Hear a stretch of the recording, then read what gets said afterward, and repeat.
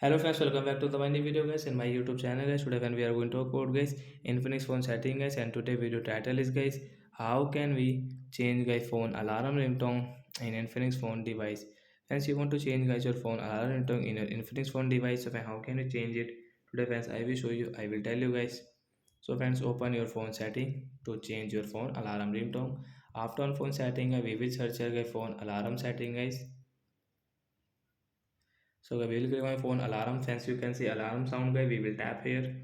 Then guys click on guys phone alarm ringtone. So friends, you can see your phone alarm ringtone are available here. Friends, you want to add any alarm ringtone sound, so guys you can add and you can change you want.